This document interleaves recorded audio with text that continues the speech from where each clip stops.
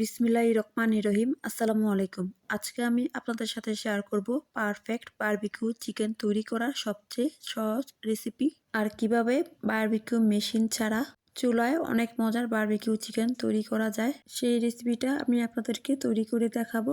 আর কথা দিচ্ছি, একবার তৈরি করলে এই বারবিকিউ চিকেনটা আপনাকে বারবার তৈরি করতে হবে, কারণ এই বারবিকিউটা এত বেশি মজার হয়েছে যে সবাই আপনার প্রশংসা করতে বাধ্য হবে। রেসিপিটা শুরু করার আগে সবার কাছে আমার অনুরোধ রইল, যারা আমার ফেসবুক পেজ থেকে রেসিপিটি দেখতেছেন, আমার ফেসবুক পেজটি ফলো দেওয়া না থাকলে ফলো দিয়ে পাশে থাকবেন। আর যারা আমার ইউটিউব চ্যানেল থেকে রেসিপিটি দেখতেছেন, তাদের কাছে অনুরোধ রইল আমার ইউটিউব চ্যানেলটি সাবস্ক্রাইব করে পাশে থাকা বেল বাটনে অল দিয়ে দিবেন, যাতে করে আমি কোনো রেসিপি পাঠালে সবার আগে আপনারা দেখতে পারেন।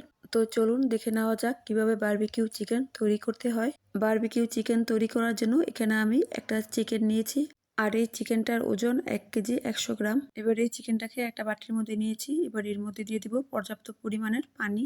এবার এর মধ্যে দিয়ে দিব 1 টেবিল চামচ লবণ। আর এই লবণ পানিতে মুরগিগুলোকে রেখে দিব 1 ঘন্টার মতো। আর 1 ঘন্টা পর লবণ পানিটা ফেলে দিয়ে 3 থেকে 4 বার পরিষ্কার পানি দিয়ে মুরগিগুলোকে খুব ভালো করে ধুয়ে নিতে হবে। এবার বারবিকিউ তৈরি করার জন্য এখানে আমি একটা মশলা তৈরি করে নিব। দিয়ে দিব 1/4 কাপ টক দই, আর দিয়ে দিব 1 টেবিল চামচ লেবুর রস, 1 টেবিল চামচ রসুন বাটা, 1 টেবিল চামচ আদা বাটা, 1 টেবিল চামচ লাল মরিচের গুঁড়া, 1 টেবিল চামচ ধনিয়ার গুঁড়া, 1 টেবিল চামচ ভাজা জিরা গুঁড়া, আর দিয়ে দিব 1 টেবিল চামচ সাদা গোলমরিচের গুঁড়া, হাফ টেবিল চামচ গরম মশলার গুঁড়া, আর দিয়ে দিব 1 টেবিল চামচ লবণ। লবণ আপনারা আপনাদের স্বাদ অনুযায়ী দিয়ে দিবেন। এবার এর মধ্যে দিয়ে দিব 2 টেবিল চামচ বারবিকিউ সস। আর কিভাবে বারবিকিউ সস তৈরি করতে হয় তার একটা ভিডিও আগেই আমি আপনাদের সাথে শেয়ার করেছি, আপনারা চাইলে সেই ভিডিওটা দেখে আসতে পারেন। এবার এর মধ্যে দিয়ে দিব 1/4 কাপ সরিষার তেল। তেলটা দিয়ে দেওয়ার পর এবার খুব ভালো করে মিশিয়ে নিব। এবার মশলাটা একটা সাইডে ছড়িয়ে রেখে এখানে আমি মুরগিটাকে খুব ভালো করে ধুয়ে নিয়েছি। আর মুরগিগুলোকে এরকম করে কেটে নিতে হবে, যাতে করে মুরগির ভেতরে মশলাটা খুব ভালোভাবে ঢুকে। আর কিভাবে কেটে নিয়েছি আপনারা ভিডিওটা দেখে বুঝতে পারছেন। এবার এই মুরগির মধ্যে মশলাগুলোকে দিয়ে দিব। সবগুলো মশলা দিয়ে দেওয়ার পর এবার খুব ভালো করে মেখে নিব।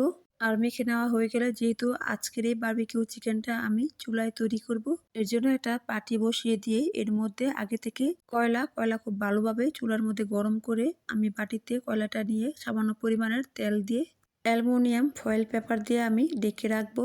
এতে করে কয়লার যে গন্ধটা আছে সেই গন্ধটা চিকেনের ভিতরে খুব ভালোভাবে ঢুকবে। আর এইভাবে করে আমি চিকেনটা মেরিনেট করে রেখে দিব 2 ঘন্টার মতো। ফিরে আসলাম 2 ঘন্টা পর। এবার আমি ফয়েল পেপারটা সরিয়ে এই চিকেনের মধ্যে দিয়ে দিব সামান্য পরিমাণের জর্দার রং। আপনারা চাইলে জর্দার রংটা দিতে পারেন, না দিলেও কোনো সমস্যা নেই। জর্দার রংটা দিলে বারবিকিউ চিকেনটা দেখতে অনেক সুন্দর লাগবে। জর্দার রংটা দেওয়া পুরোপুরি অপশনাল। এবারে জর্দা রঙের সাথে চিকেনটাকে খুব ভালো করে মিশিয়ে নিব। আর মিশিয়ে নেওয়া হয়ে গেলে চিকেনটাকে আমি ভাজতে চলে যাব। চিকেনটা ভাজার জন্য দিয়ে দিব 2 টেবিল চামচ বাটার। বাটারের পরিবর্তে সরিষার তেল দিয়েও চিকেনটা ভেজে নিতে পারেন। এবার এই বাটারটা গলে যাওয়া পর্যন্ত অপেক্ষা করব। বাটারটা গলে যাওয়ার পর এবার এর মধ্যে দিয়ে দিব চিকেনটা দিয়ে দেওয়ার পর চুলার আঁচটা বাড়িয়ে দিতে হবে। আর বাড়িয়ে দিয়ে 1 মিনিটের মতো চিকেনটাকে এভাবে করে ভেজে নিতে হবে। 1 মিনিট পর আমি চিকেনটাকে উল্টিয়ে দিব। এরপর নিচের দিকটাও চিকেনটাকে এরকম করে ভেজে নিতে হবে। চিকেনটা নিচের দিক দিয়েও এরকম করে ভেজে নেওয়ার পর চুলার আঁচটা লোতে রেখে ঢাকনা দিয়ে ঢেকে চিকেনটাকে খুব ভালো করে সিদ্ধ করে নিতে হবে। আর কিছুক্ষণ পর পর উল্টে পাল্টে চিকেনটাকে খুব ভালো করে ভেজে নিতে হবে। আর যেহেতু বাটার দিয়ে চিকেনটা ভেজে নিচ্ছি, সেই কারণে চিকেনের গায়ে বাটার অথবা সরিষার তেল ব্রাশ করতে হবে না। চিকেনটা কিন্তু খুব ভালোভাবে সিদ্ধ হয়ে গিয়েছে। এবার এই চিকেনের গায়ে আমি বারবিকিউ সসটা ব্রাশ করে দিব।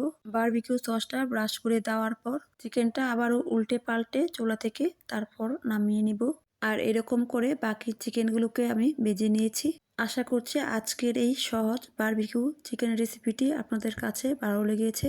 ভালো লাগলে ভিডিওতে একটা লাইক করুন, ফ্রেন্ডস এবং ফ্যামিলির সাথে শেয়ার করুন। আর আজকের এই বারবিকিউ চিকেনটা আমি আটা নান রুটি আর কোল্ড স্লো দিয়ে সার্ভ করেছি। আর কিভাবে আটা নান রুটি তৈরি করতে হয় আর কোল্ড স্লো তৈরি করতে হয় তার একটা সহজ ভিডিও আগেই আমার ইউটিউব চ্যানেলে আর ফেসবুক পেজে আপনাদের সাথে শেয়ার করেছি।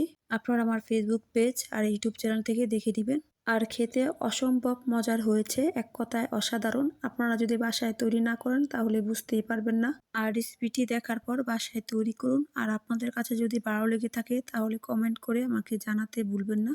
আর আপনারা ভিডিও দেখে বুঝতেই পারছেন চিকেনটা কত সুন্দরভাবে সিদ্ধ হয়েছে। তো আজকের মতো এতটুকুই, বিদায় নিচ্ছি। সবাই ভালো থাকবেন। আল্লাহ হাফেজ।